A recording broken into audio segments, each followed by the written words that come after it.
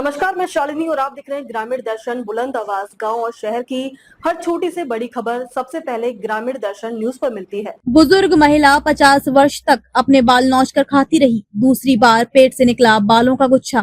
पहला ऑपरेशन 27 वर्ष की आयु में और दूसरा ऑपरेशन 62 वर्ष की आयु में किया गया। दरअसल मनोरोग ट्राइकोफेजिया के कारण मरीज बाल खाने लगते हैं, उससे उल्टी और पेट दर्द की होती है।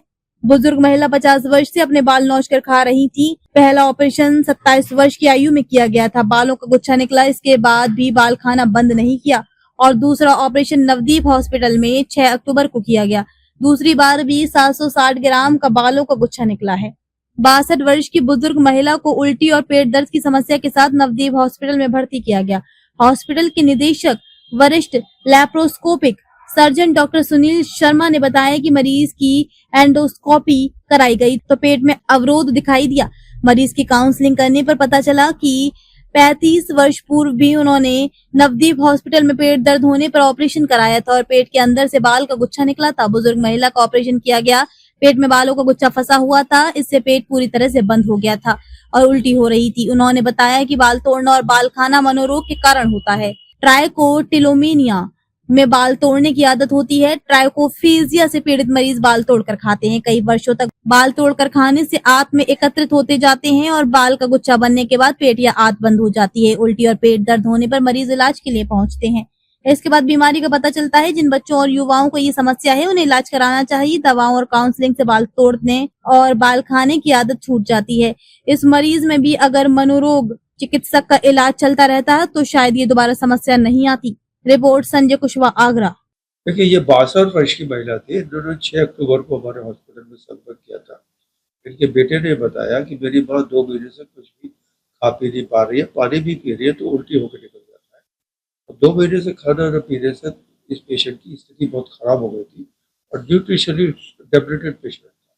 पूरी बॉडी, हाथ पैर, मुख पूरे सारे सूजे हुए थे। जब जांच कराई गई तो ये पता चला कि इसके पेट में बालों का गुच्छा है।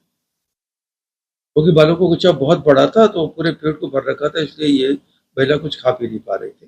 तो ये इसके लिए जब ये देखा गया तो इसके लिए ये था कि दूरबीन या किसी भी प्रोसीजर से नहीं हो सकता, तो इसके लिए ऑपरेशन प्लान किया गया था और ऑपरेशन में पूरा खतरा था।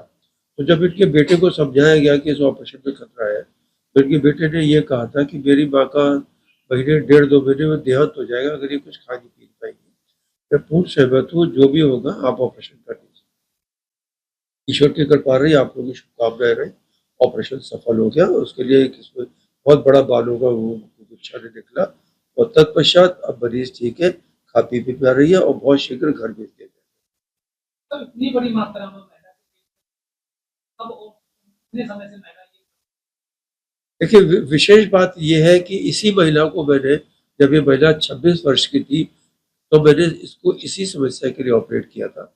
उसके बाद तत्पश्चात हमने अटेंडेंट्स को ये समझाया था कि ये मानसिक विकार होता है, इसमें आप पेशेंट को आवेश आता है जो कि वो बाल तोड़ते हैं अपने और उसी आवेश में बालों को खा लेते हैं। इसका मैंने आप मनोचिकित्सक को दिखा दीजिएगा तो ये समस्या नहीं हो पाएगी। पर हमारे भारतवर्ष में एक सोशल स्टिग्मा है या भ्रांति है कि मनोचिकित्सक को दिखाने का मतलब आदमी ये सोचता है कि हम पागल खाने या पागलों के डॉक्टर को दिखाने जा रहे हैं, जबकि ये सबसे बड़ी गलती है। आपके चैनल से यही मैसेज मैं देना चाहता हूँ कि अगर कोई भी मनोविकार है तो मनोचिकित्सक से मिल लें, जिससे कि हम ये सर्जरी को अवॉइड कर सकते हैं और बिना ऑपरेशन के सारे मरीज हमारे ठीक हो सकते हैं। जैसे हमारी बच्चियाँ हैं, बच्चे, अगर आपको घर में लग रहा है, कभी आप देख रहे हैं कि बच्चे बाल तोड़ रहे हैं, तो उनको ये समझिए कि इनको एक मनोविकार है, मनोचिकित्सक को दिखा दें। अगर टाइमली मनोचिकित्सक देख लेते हैं, रेगुलर फॉलोअप रहते हैं तो दवाओं से ठीक हो जाते हैं और ऑपरेशन के हम लोग अवॉइड कर सकते हैं। देखिए, इस ऑपरेशन में सबसे बड़ी डिफिकल्टी ये थी कि इस मरीज के शरीर में ताकत नहीं थी। हमें 2 बॉटल खून लगाना पड़ा, प्रोटीन के सॉल्यूशंस लगाने पड़े। जब थोड़ी बहुत ताकत हम लोग दे पाए तो हमारी हिम्मत हो पाई कि ऑपरेशन करना है।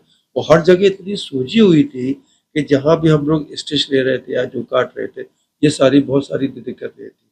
फिर तो ईश्वर की कृपा से मरीज ठीक हुआ और ऑपरेशन सफल। ताजा खबरों के लिए बने रहिए हमारे ग्रामीण दर्शन न्यूज को फॉलो करें। अगर आप हमें फेसबुक, ट्विटर, इंस्टा के माध्यम से देख रहे हैं तो हमारे चैनल को लाइक करें, सब्सक्राइब करें और बेल आइकन दबाना न भूलें।